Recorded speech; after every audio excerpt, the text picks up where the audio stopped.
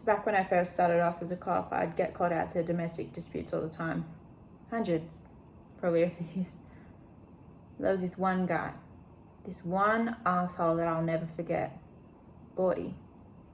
He looked like Bo Svensson. Do you remember him? Walking tall? You don't remember? Anyway, big boy. 270, 280. But his wife, or whatever she was, a lady, she was tiny, like a bird. Wrists like little branches.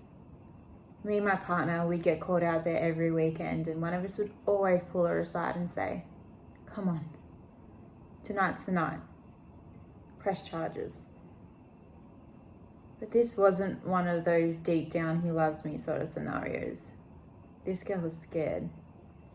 She was not going to cross him no way, no how. All we could do was give her to the EMTs, put him in the car, and put him in the drunk tank for the night. Of course, he'd just sleep it off, and the next day he was off back home. Well, one night, my partner was off sick and it's just me.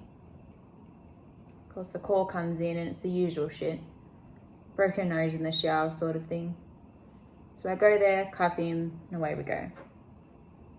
But on this night, this sideways asshole is humming Danny Boy in the backseat of my car, and it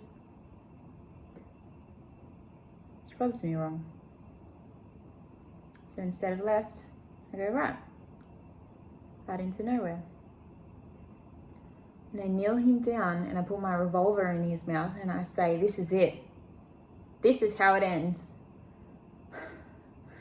And he's crying, going to the bathroom all over himself, screaming as much as you can with a gun in your mouth. And I told him to be quiet. I needed some time to think. Of course he does. He goes real quiet, like a dog waiting for scraps. We just stay there for a moment.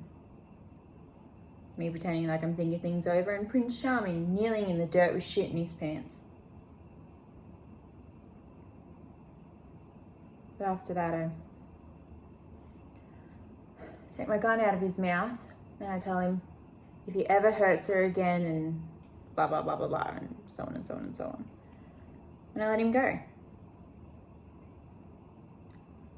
It was the right thing to do, of course. 2 weeks later, he kills her.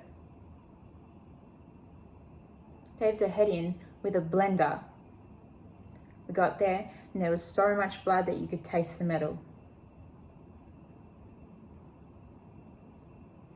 The moral of the story is I chose a half measure when I should have gone the whole way.